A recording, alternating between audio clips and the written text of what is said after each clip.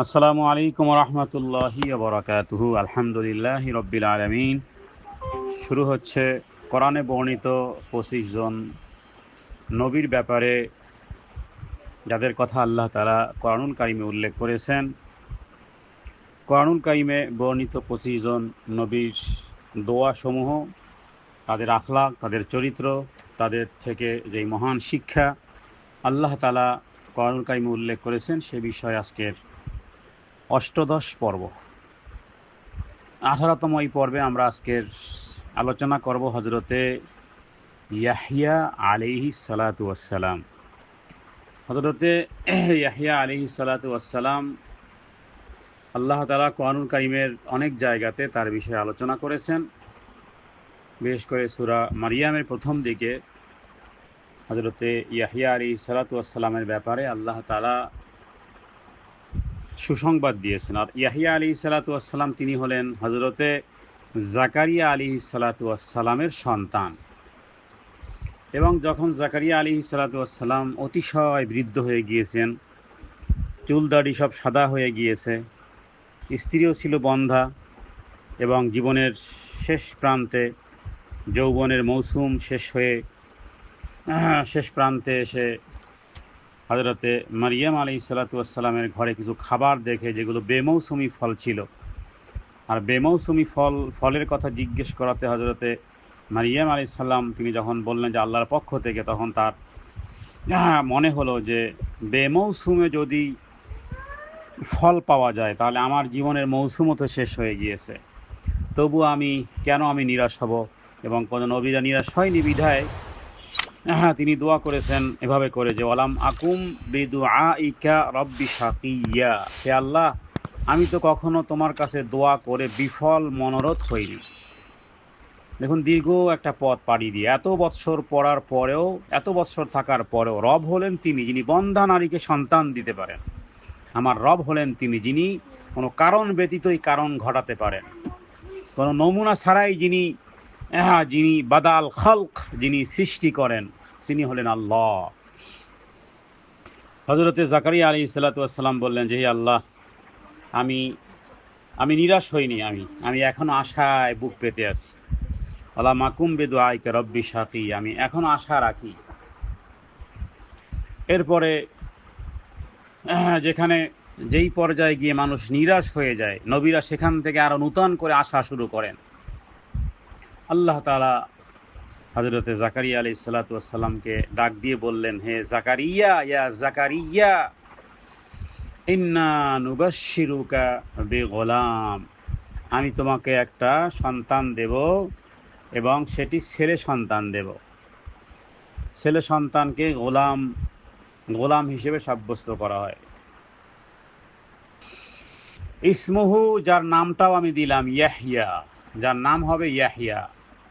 এবং লাম নাজআল লাহু মিন ক্বাবলু সামিয়া, এবং আমি ইতিপূর্বে, তার পূর্বে কারো এই নাম আমি রাখিনি। মানে কোনো নবী এরকমের নামে নেই বা কোনো ব্যক্তি এরকমের নামে নেই। সুতরাং তুমি কি করো? সুতরাং ইয়াহিয়া, এরপরে ইয়াহিয়া আলাইহিস সালাতু ওয়াসসালামের কথা উল্লেখ করা হয়েছে। তো আজকের যেহেতু আমাদের আলোচনার বিষয়বস্তু হজরতে ইয়াহিয়া আলাইহিস সালাতু ওয়াসসালাম, হজরতে ইয়াহিয়া আলাইহিস সালাতু ওয়াসসালামের বিষয়ে আমরা জানব যে তার ব্যাপারে আল্লাহ তাআলা যে প্রশংসাগুলো কোরআনুল কারীমে করেছেন সেটি হলো যে শৈশবকালেই হজরতে ইয়াহিয়া আলাইহিস সালাতু ওয়াসসালামকে আল্লাহ তাআলা হিকমাহ বা প্রজ্ঞা দান করেছিলেন। ছোটকাল থেকেই খেলাধুলার প্রতি বাচ্চাদের আগ্রহ থাকে, একটা বয়স থাকে খেলাধুলার, কিন্তু ইয়াহিয়া আলাইহিস সালাতু ওয়াসসালাম ছোটকাল থেকে এই খেলাধুলার প্রতি কোনো আগ্রহ তার ছিল না। তিনি ছিলেন এক ব্যতিক্রম। শৈশবেই তিনি হিকমাহ প্রাপ্ত ছিলেন। যেমন ছিলেন পরহেজগার, আল্লাহ ভীরু, মাতা পিতার প্রতি সদয়, অবাধ্য ছিলেন না, নম্র ছিলেন, বিনয়ী ছিলেন। এবং তার জন্ম এবং মৃত্যুতে পুনরুত্থানে তার জন্য শান্তির বার্তা আল্লাহ তাআলা উল্লেখ করেছেন। ইয়াহিয়া আলাইহিস সালাতু ওয়াসসালাম তিনি এমন একজন নবী যাকে আল্লাহ তাআলা তাওরাত কিতাব অনুসরণ করার নির্দেশ দিয়েছিলেন। এবং যিনি নিষ্ঠার সাথে আল্লাহর দ্বীন প্রচার করেছিলেন। হযরতে ইয়াহইয়া আলাইহিস সালাতু ওয়াস সালাম পিতার নাম তাহলে হযরতে জাকারিয়া আলাইহিস সালাতু ওয়াস সালাম, আর তিনিও একজন নবী ছিলেন। এবং তার জন্মটা মোটামুটি বলা যেতে পারে যে ঈসা আলাইহিস সালাতু ওয়াস সালামের জন্ম যেমন অলৌকিক টাইপের, ইয়াহইয়া আলাইহিস সালাতু ওয়াস সালামের জন্মটাও মোটামুটি বলা যেতে পারে এক অলৌকিক টাইপের। এবং পৃথিবীতে যত নবী রাসূল দুনিয়াতে আল্লাহ প্রেরণ করেছেন, সমস্ত নবীদেরকে নবুয়তি প্রদান করেছেন 40 বৎসর হওয়ার পরে শুধুমাত্র 2 জন নবীকে নবুয়তি দেওয়া হয়েছে 40-এর আগেই। একজনকে তো নবী বানানো হয়েছে মায়ের পেট থেকে পড়েই নবী, মায়ের পেট থেকে প্রসব হয়েছে এরপরেই নবী, তিনি হযরতে ঈসা আলাইহিস সালাতু ওয়াস সালাম। আর আরেকজন হলেন যাকে আল্লাহ তাআলা নবী বানিয়েছেন, তিনি হলেন হযরতে ইয়াহইয়া আলাইহিস সালাতু ওয়াস সালাম। এবং 40 বৎসর তো পূর্ণ তারা পায়নি। হযরতে ঈসা আলাইহিস সালাতু ওয়াস সালাম তার আগে আল্লাহ তাকে উঠিয়ে নিয়েছেন, আর হযরতে ইয়াহইয়া আলাইহিস সালাতু ওয়াস সালাম তিনি নবী 40 পার হতে পারেননি, তার আগেই তাকে হত্যা করা হয়েছিল। এবং তার পিতা হযরতে জাকারিয়া আলাইহিস সালাতু ওয়াস সালামকেও হত্যা করা হয়েছিল। কোরআনুল কারীমে আল্লাহ তাআলা বনী ইসরাঈলদের স্বভাব, ইহুদিদের স্বভাবের মধ্যে এটা একটা স্বভাব। কোরআনুল কারীমে আল্লাহ তাআলা সূরা বাকারার মধ্যে বহু জায়গাতে বলেছেন যে তারা নবীদেরকে হত্যা করত, তাদের কাজ ছিল নবীদেরকে হত্যা করা, মানুষ হত্যা করা। মতের বিপরীত বাস হত্যা করে দাও, মতের বিপরীত মানি তাদেরকে হত্যা করে দাও, আদর্শের বিপরীত হত্যা করে দাও। ইয়াকতুলুনাল আমবিয়া বিগাইরি হাক্কিন যালিকা বিমা আসাউ ওয়া কানু ইয়াতাদুন। আল্লাহ তাআলা বহু জায়গাতে বলেছেন এরা কাজ ছিল নবীদেরকে হত্যা করত। তাহলে দেখুন, নবীদেরকে হত্যা করা, নবীরা আল্লাহ তাআলা পক্ষ থেকে প্রেরিত, আল্লাহ তাআলা কি তাদেরকে রক্ষা করতে পারতেন না? অবশ্যই রক্ষা করতে পারতেন, কিন্তু এটা দুনিয়া। এখানে এই সমস্ত বিষয়গুলো মানতে হবে যে নবীদেরকে যদি হত্যা করে ফেলে, জাকারিয়া আলাইহিস সালামকে হত্যা করা হয়েছে, ইয়াহইয়া আলাইহিস সালাতু ওয়াস সালামকে হত্যা করা হয়েছে। হযরত ইসলামের 4 খলিফার মধ্যে 3 খলিফাকেই তো হত্যা করা হয়েছে। হযরতে আবু বকর সিদ্দিক রাদিয়াল্লাহু তাআলা আনহু ব্যতীত হযরতে ওমর রাদিয়াল্লাহু তাআলা আনহুকে ফজরের সময় ফিরোজ নামের এক ব্যক্তি ছুরি দিয়ে বুকে ছুরিকাঘাত করেছে ফজরের সময় অন্ধকারে। তারপরে হযরতে আলী রাদিয়াল্লাহু তাআলা আনহুকে তরবারি দিয়ে মাথার উপর থেকে দ্বিখণ্ডিত করে ফেলা হয়েছে বলতে গেলে। আর হযরতে ওসমান যিন্নুরাইন যাকেও বুকে ছুরি মেরে হত্যা করা হয়েছে। তো আল্লাহ তাআলা রক্ষা করতে পারতেন না? অবশ্যই রক্ষা করতে পারতেন, কিন্তু এটা দুনিয়া। মুহাম্মদ সাল্লাল্লাহু আলাইহি ওয়াসাল্লামের ব্যাপারে তো আল্লাহ বলেছেন যে যদি মুহাম্মদ সাল্লাল্লাহু আলাইহি ওয়াসাল্লামকে হত্যা করা হয় অথবা তিনি শহীদ হন,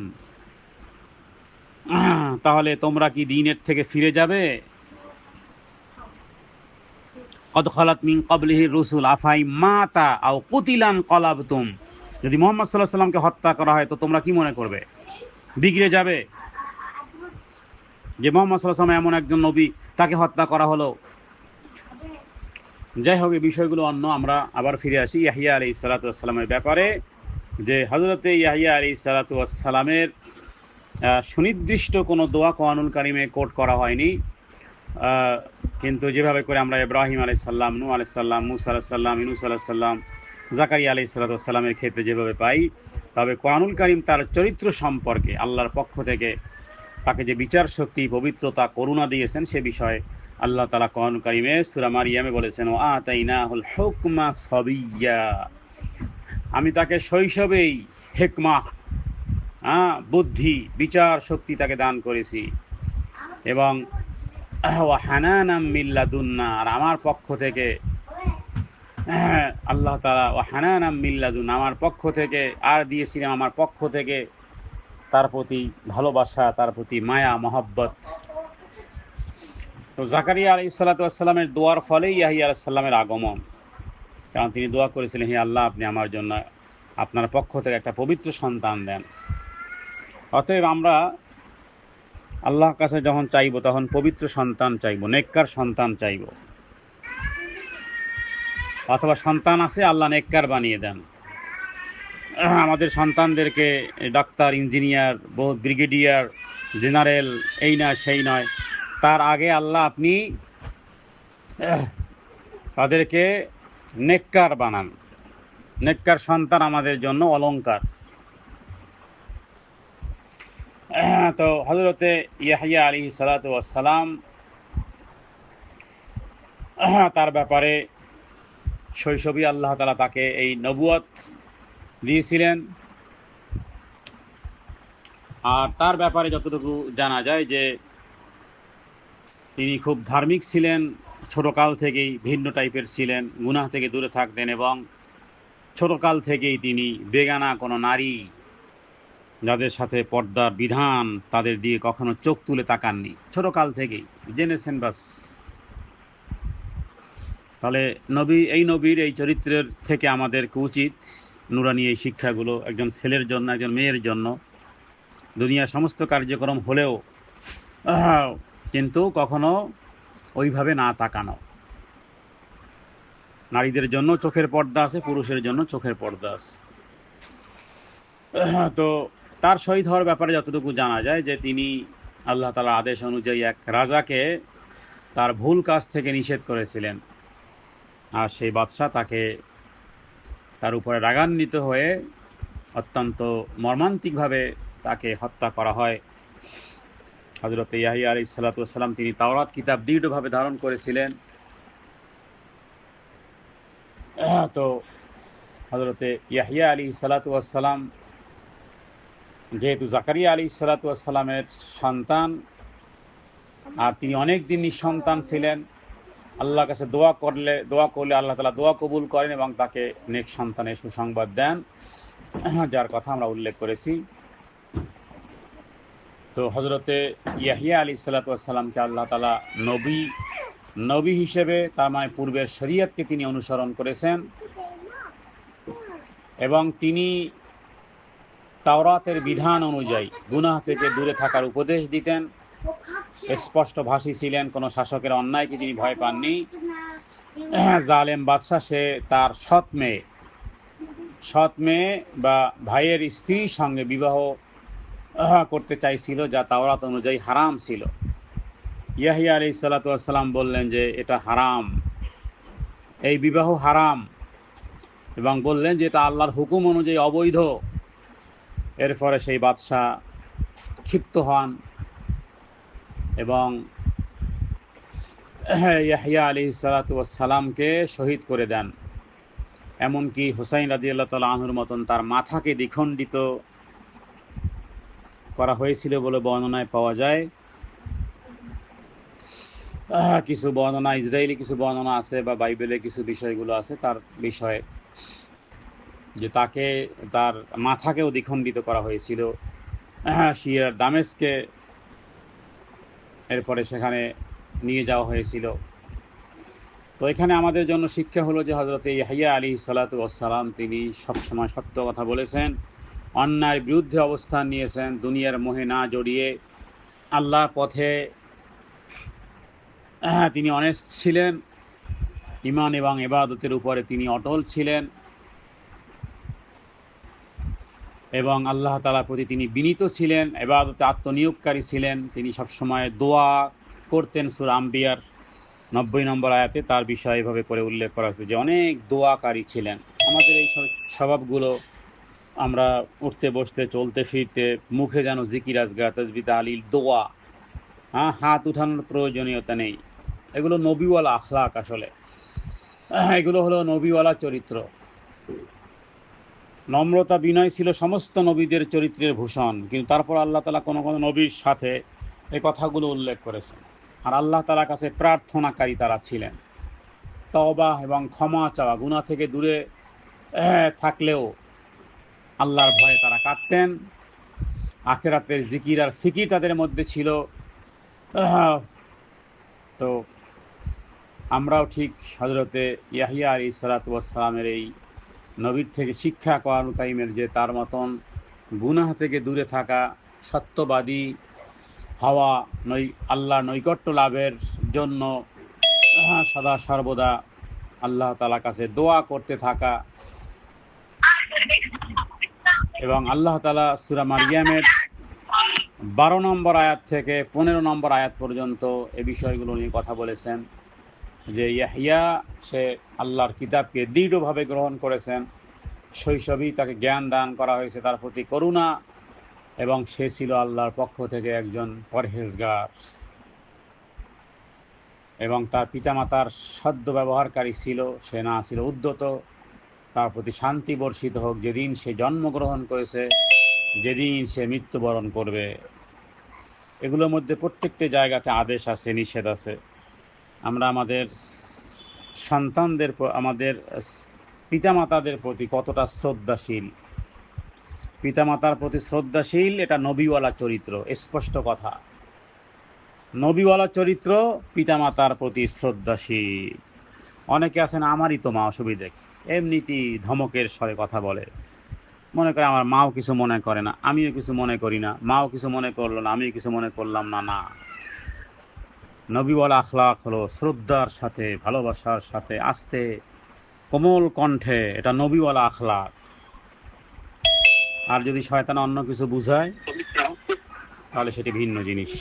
আল্লাহ তাআলার কাছে প্রার্থনা করি, আল্লাহুম্মা জাআলনা মিনাল মুত্তাবিঈনা লিহুদান আম্বিয়াইক। হে আল্লাহ, হে আল্লাহ, আম্বিয়াদের চরিত্র আপনি আমাদেরকে দান করেন। সাল্লাল্লাহু আলা সাইয়্যিদিনা মুহাম্মাদিন নবিয়্যিল উম্মি ওয়া আলিহি ওয়া সাল্লাম। আসসালামু আলাইকুম ওয়া রাহমাতুল্লাহি ওয়া বারাকাতুহু।